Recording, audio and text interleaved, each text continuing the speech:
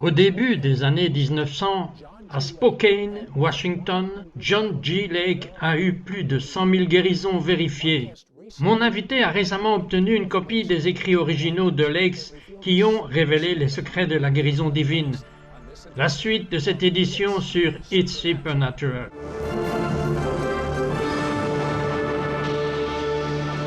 Bonjour, c'est Trott ici, votre journaliste d'investigation, encore cette semaine avec Curry Blake.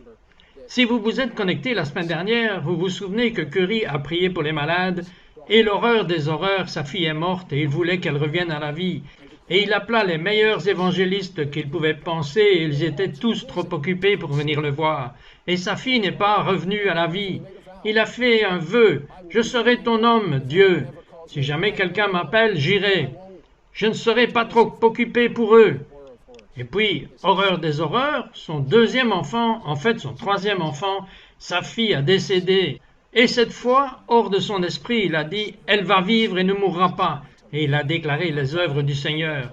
Elle va vivre et ne mourra pas, et surnaturellement la vie est revenue dans cet enfant, et elle a vécu. Et si vous vous souvenez qu'il a eu aussi une visitation du ciel, dans laquelle il a littéralement vu un homme essayer de l'atteindre du nom de John G. Lake. Et il l'a en quelque sorte laissé là. Mais maintenant, nous comprenons pourquoi il a essayé de l'atteindre. Parce que John G. Lake a non seulement prié pour les malades, il a vu 100 000 personnes à Spokane, Washington, guéries, mais il a pu enseigner à d'autres personnes à prier pour les malades, et ces autres personnes ont eu le même résultat. Et maintenant, Curry, vous avez cet enseignement original. Mais là, comment est-ce venu dans vos mains? Pourquoi vos mains? Eh bien, en 1995, je suis allé à Alvin, au Texas, pour un réveil avec ma belle-fille. Et pendant ce temps, j'ai été mis en contact avec certaines personnes qui étaient dans une maison de retraite à Houston et qui étaient venues à Houston avec le Dr. Lake en 1927. Et ils étaient des techniciens de guérison divine qui avaient été formés. Et ils avaient un manuel qui avait été écrit et il était en leur possession. Et on m'a dit que je pourrais l'avoir quand il serait décédé. Et je l'ai reçu fin 97. J'ai commencé à l'étudier, le mettre en pratique, l'expérimenter, et nous sommes allés d'un taux de réussite d'environ 35% jusqu'à 100%. Et nous pouvons revenir en arrière et documenter les personnes qui nous ont contactés, tous ceux pour qui nous avons prié et que nous connaissons et qui ont été guéris. Maintenant, par curiosité, lorsque vous enseignez cela à d'autres personnes, est-ce qu'ils ont des résultats similaires? Oui, en effet. Eh bien, quelle est la différence? Qu'est-ce que John G. Lake savait qui est resté enterré pendant toutes ces années et que nous ne savons pas aujourd'hui? En fait, la dernière fois qu'il y a eu des techniciens de guérison divine était en 1920 et des techniciens de bonne foi formés par Lake. Dans environ 2 semaines, ce sera la première fois en 80 ans que n'importe qui a été certifié en tant que technicien de guérison divine. Nous avons une classe de formation en ce moment et les gens voient des miracles, ils voient des guérisons. La plupart des gens qui assistent à la formation sont guéris avant même d'avoir terminé le cours. Mais dites-moi quelques-uns des secrets, je veux savoir. Les 2 meilleurs que je vais vous dire rapidement sont ceux-ci. Premièrement, vous devez décider que ça y est. Tout comme dans le péché, lorsque vous êtes venu à Christ, vous avez dit « Je suis fatigué du péché, je veux le péché hors de ma vie. » Et vous venez à Christ et vous abandonnez le péché.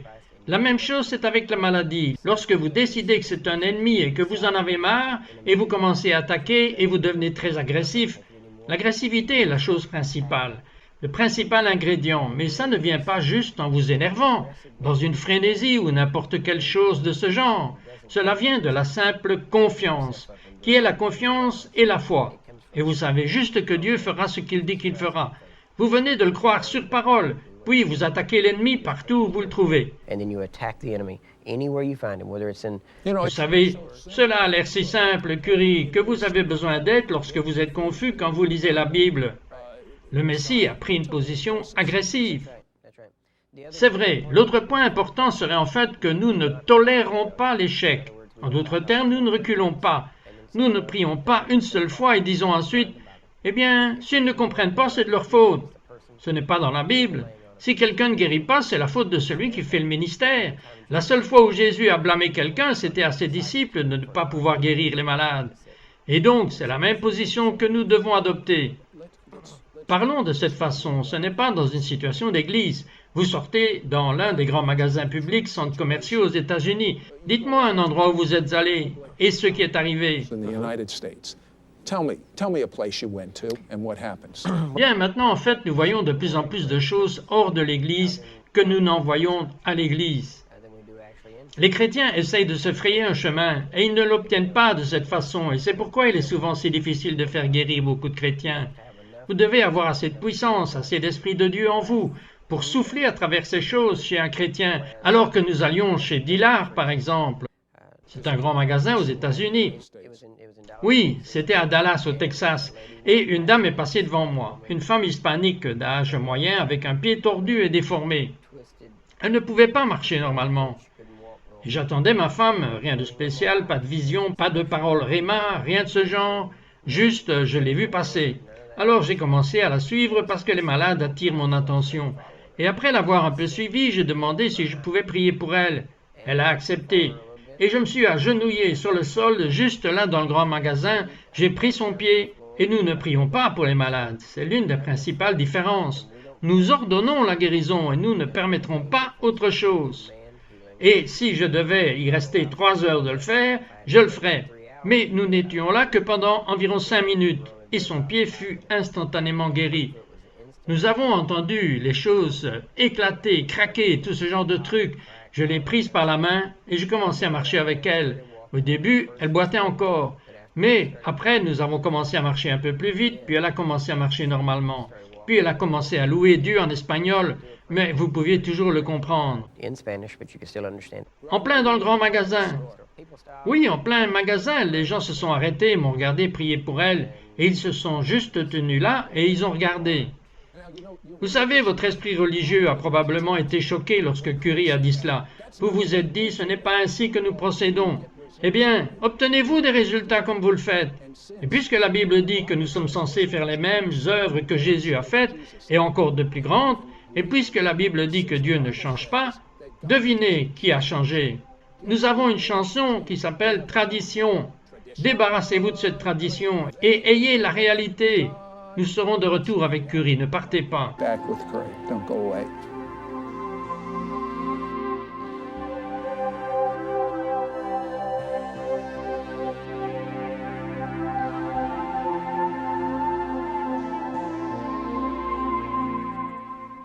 Les rites et les formes ne doivent jamais, écoutez-moi bien, ne doivent jamais dépasser la raison pour laquelle ils ont été donnés. Si les rites et les formes dépassent en valeur, en puissance et en force la raison pour laquelle ils ont été donnés, nous tombons dans la religiosité.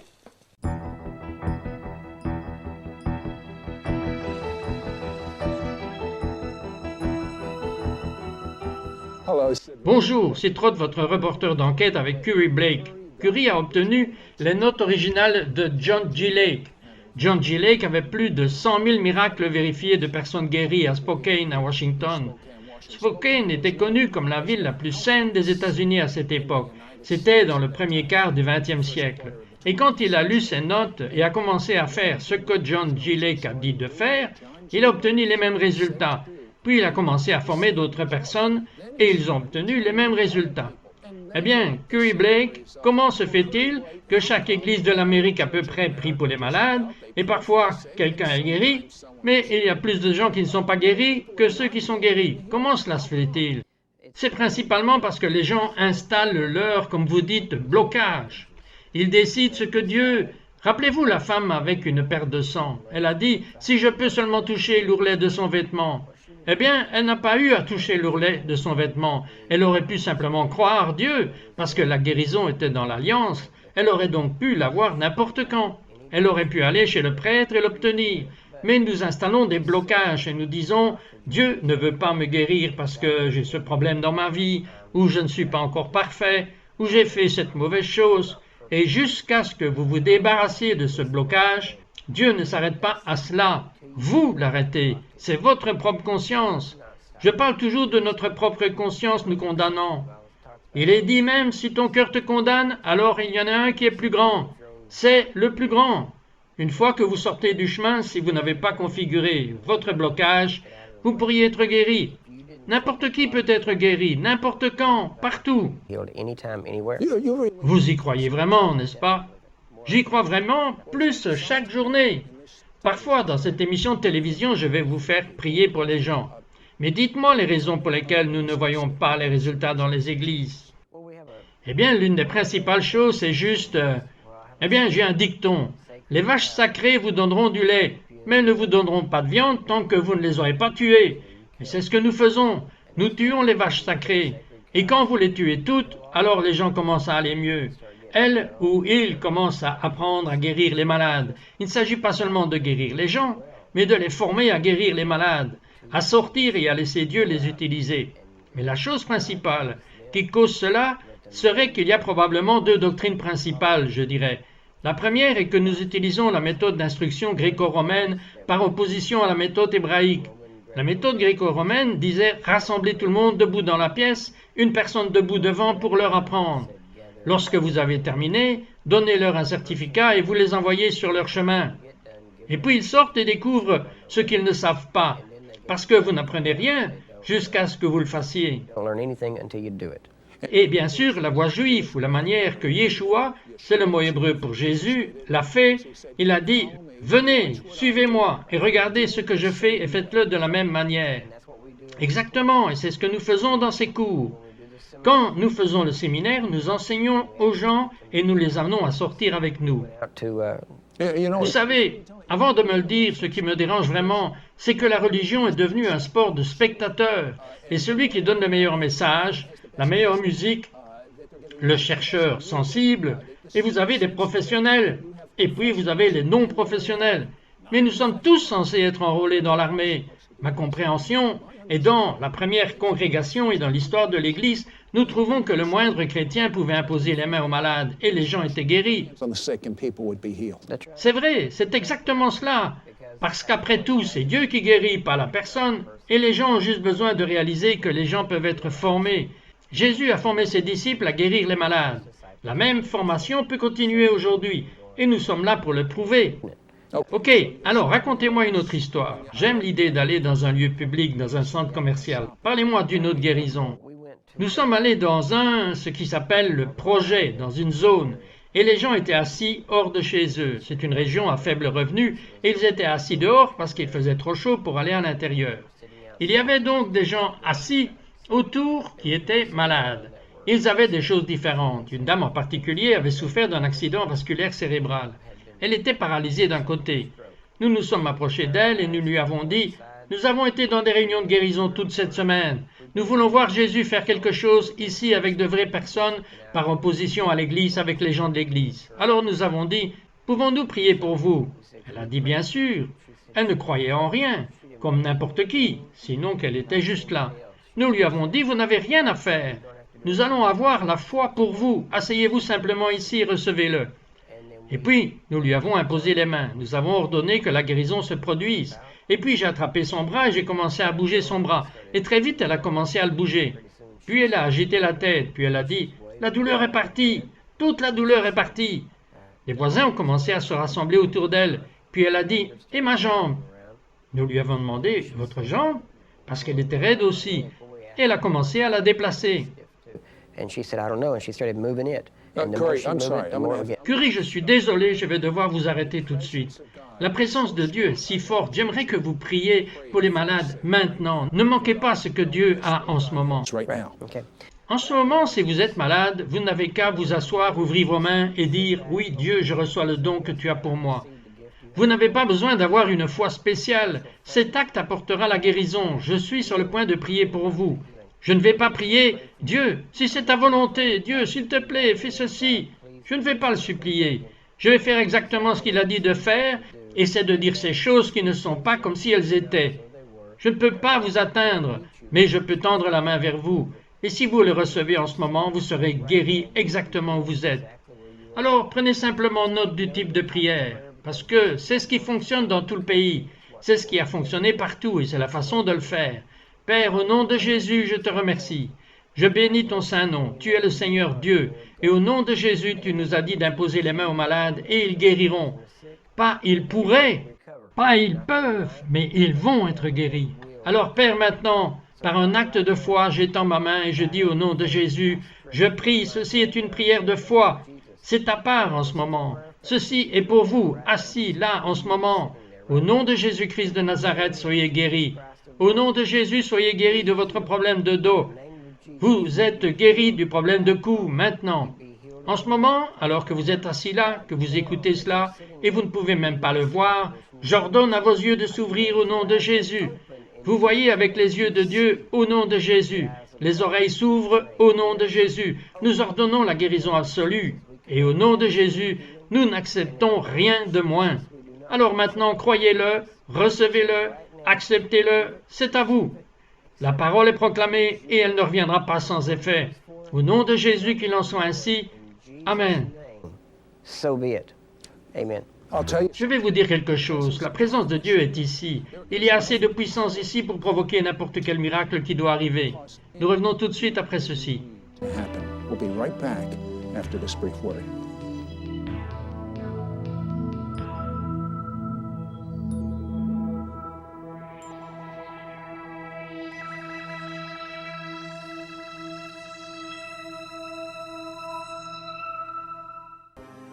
Mais l'humanité ne connaît pas le chemin de la paix. Ils ne connaissent pas la voie de la joie et nous avons la moitié de la population mondiale qui est illettrée. Bien des gens qui crèvent littéralement de faim et toutes sortes de saletés et de conditions sordides dans la moitié du monde, au moins. Ce que j'entends et ressens, c'est la compassion du Seigneur. Et c'est ce que je remarque, c'est que quand vous priez pour les gens, comme je vous ai observé, vous commencez plusieurs fois en pleurant. Pourquoi pleurez-vous? Why do you weep? C'est la compassion de Dieu. Et pour moi, pleurer est vraiment quelque chose. Parce que j'ai été élevé très stoïque. Je ne montrais pas d'émotion. J'ai été élevé dans une famille avec un officier de police. Et ce genre de choses. Et vous ne montriez tout simplement pas vos émotions. Mais quand l'Esprit de Dieu commence à bouger sur moi, et je le sens, je commence juste à pleurer. Souvent, je ne le sens même pas jusqu'à ce que je commence à pleurer. Il n'y a pas d'émotion connectée avec les pleurs. Les larmes coulent, mais je ne cherche pas les larmes, parce que les gens guérissent. Mais chaque fois que je pleure, il y a toujours quelqu'un qui est guéri. À chaque fois. Souvent, je ne peux même pas finir nos repas au restaurant parce que je me mets à pleurer. Et quand je le fais, je commence à regarder autour, parce que je sais que quelqu'un est là, que Dieu... Parlez-moi d'une personne précise dans un restaurant. Vous êtes en train de manger. Tout d'un coup, vous vous mettez à pleurer. Et qu'est-ce que vous faites? En fait, cette personne était dans sa ville natale à Dallas. Dallas, Texas. Oui, Dallas, Texas. Et nous n'avions rien fait de spécial. Nous sommes juste sortis pour manger. Et j'ai vu cette personne que sa jambe était... Elle n'était pas paralysée, mais sa jambe, il y avait quelque chose qui n'allait pas, disons-le de cette façon. Elle était raide. C'était le principal problème. Je suis allé et j'ai juste commencé à lui parler. Et pendant que je lui parlais, je lui ai dit « Bonjour, je m'appelle Curry Blake. Cela semble probablement fou, mais je prie pour les gens. Et Dieu les guérit. C'est comme ça. Je prierai pour votre jambe si vous me laissez faire maintenant. Et Dieu vous guérira maintenant. » Et 9 fois sur 10, ils disent « Oui, allez-y. » Je n'ai eu qu'une seule personne qui m'a refusé. Et ils sont toujours guéris à chaque fois. Always get healed. Toujours guéris? Ils sont toujours guéris. Dans de telles situations, c'est toujours littéralement instantané. Juste par curiosité, n'est-il pas un peu embarrassant pour votre famille, car vous avez un dîner en famille et tout d'un coup vous commencez à pleurer et les gens se demandent peut-être que votre femme vient de vous abuser d'une manière ou d'une autre? Est-ce qu'ils essayent de dire « Calme-toi, c'est le temps de la famille » Down, it's family time. Oui, c'est vrai, au début ils l'ont fait parce qu'ils pensaient que ce n'était que de l'émotion. Mais maintenant ils commencent aussi à regarder autour d'eux. Voyez, une fois que la puissance de Dieu est démontrée dans la vie de quelqu'un, alors toutes les autres choses commencent à tomber. Les fausses doctrines, les faux enseignements et tout cela. Vous savez, toutes les petites choses, toutes les trivialités de la vie tombent parce que vous savez que quelqu'un va être guéri, quelqu'un va chercher de l'aide. Nous avons parlé à des gens partout, des paroles de connaissance pour les gens de Walmart. Ils commencent à pleurer, je pleure déjà d'habitude quand je leur parle. already crying usually when I'm talking to him. Qu'entendez-vous par parole de connaissance? Une parole de connaissance, c'est chaque fois que Dieu vous dit une chose précise de la vie de quelqu'un. C'est peut-être pour la guérison, c'est peut-être juste pour une situation. Situation in their life. Donnez-moi une expérience de vie réelle. Ok, j'étais chez Walmart, j'essayais de parler à cette fille car je savais que Dieu voulait que je le fasse. Je ne voulais pas parce que je n'avais pas de parole, je ne savais pas quoi dire, et je l'ai laissée s'éloigner. Puis je l'ai retrouvée, et j'ai marché vers elle et j'ai dit, « Cela a peut-être l'air fou, mais Dieu m'a dit de venir vous parler. » Et j'ai dit, « Je ne sais pas tout, mais je sais qu'il dit maintenant que ce que vous êtes en train de passer au travers, vous allez sortir plus forte. Mais ne vous inquiétez pas, il est avec vous, il sait où vous êtes, et il ne vous a pas quitté. » Elle a commencé à pleurer. Elle avait une petite fille dans un buggy avec elle. Je lui ai dit, « Tout ce dont vous avez, c'est de plus de cela. » J'ai posé ma main sur sa fille. Cela semblait un peu étrange. Certaines personnes pourraient ne pas considérer comme une bénédiction d'avoir plus d'enfants. Mais elle s'est mise à pleurer et elle a dit, « Eh bien, mon mari et moi venons de nous séparer. Il a demandé le divorce. » J'ai dit, « N'êtes-vous pas contente que Dieu connaisse votre situation? » Il m'a dit de venir vous dire que vous alliez être très bien. Et j'ai dit, « Je suppose que c'est votre fille. » Elle a dit, « Oui, elle s'appelle Faith, foi en français. » Alors, quand j'ai posé ma main sur elle, j'ai dit, « Tout ce dont vous avez besoin et plus de cela. » Dieu disait que vous aviez besoin de plus de foi. Mais je ne savais pas qu'elle s'appelait Faith. C'est donc une parole de connaissance, quelque chose que vous ne pouvez pas savoir d'après le royaume physique, mais vous le savez. Et cela arrive assez régulièrement, surtout quand je prie pour les gens. Et nous prions pour eux lors de nos offices. Lorsque nous commençons à prier, je n'avance pas rapidement, je prends mon temps avec chaque personne et c'est une partie de cette compassion parce que je dois entendre leur histoire, je dois savoir ce qui se passe avec eux. I have to hear their story. I have to know what's going on with them. Mais dans l'église moyenne, cependant, juste boum boum boum, il suffit de les toucher, le tour est joué. Et la plupart d'entre eux ne sont pas guéris. Exactement, j'allais dire, ce n'est pas fait, ils sont touchés mais ils ne sont pas guéris. À quoi ça sert-il? Cela fait partie de la différence, n'est-ce pas? Là, nous restons avec eux, nous n'abandonnons pas jusqu'à ce qu'ils obtiennent ce qu'ils ont besoin. Nous n'abandonnons tout simplement pas. C'est cette persévérance. La foi n'est rien d'autre qu'une persévérance déterminée. Perseverance. Maintenant, je comprends que ce John G. Lake, dont vous aviez les notes, enseignait aux gens, puis à la fin, disons d'un cours de 30 jours, il les envoyait pour leur donner un nom de quelqu'un qui était malade. Et que se passait-il? Que leur disait-il? What would happen? What would he tell them? They would C'est vrai, il leur disait, voici le nom de la personne qui a fait l'appel. Vous allez chez eux et vous ne revenez pas jusqu'à ce qu'ils soient guéris. Alors j'imagine que beaucoup de gens ne sont pas revenus.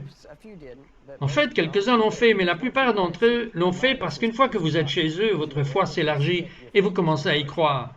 R.W. Schanbach ou A.A. Allen, même chose. Il a reçu un ministère de guérison parce qu'il était autour des miracles de guérison. Personne ne peut s'asseoir à ces jours 30 jours sans guérir. Et nous sommes au point où nous déposons une caution de $500.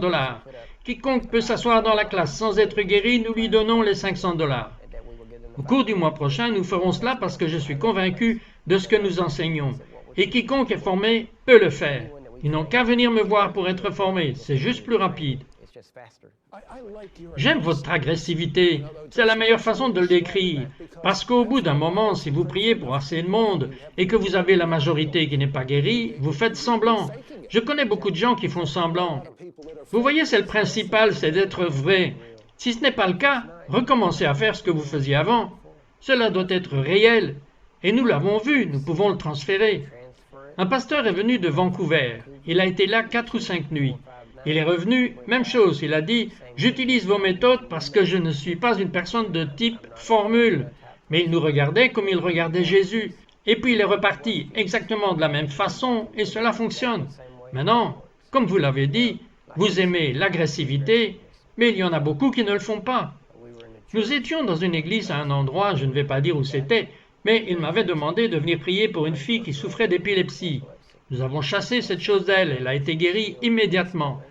Mais à cause de la façon dont je priais, on m'a dit que je ne pourrais pas servir le mercredi suivant et que je devrais changer mon style de ministère pour répondre à la personnalité de leur église. style to meet their church's personality. N'est-ce pas exactement ce qui est arrivé au Messie? N'est-ce pas exactement la réaction que les religieux avaient avec lui? C'est le même esprit. Mais je sais qu'il y a plus. Je sais qu'il y a une plus grande intimité avec Dieu. Je sais que vous pouvez marcher comme Jésus a marché. Je sais que vous pouvez être guéri. Je sais que vous pouvez imposer les mains aux malades. En ce moment même, il y a une présence irrésistible de Dieu qui va répondre à vos besoins physiques. Et là où est-elle désespoir, il y a de l'espoir, l'espoir surnaturel. Vous allez être guéri. Vous allez faire l'expérience de Dieu. Vous êtes précieux aux yeux de Dieu. Vous êtes aimé de Dieu. Vous êtes la prunelle de ses yeux. Vous avez un but. Faites l'expérience de son amour dès maintenant. Juste en ce moment même, vous faites l'expérience de son amour. Right this moment, you're experiencing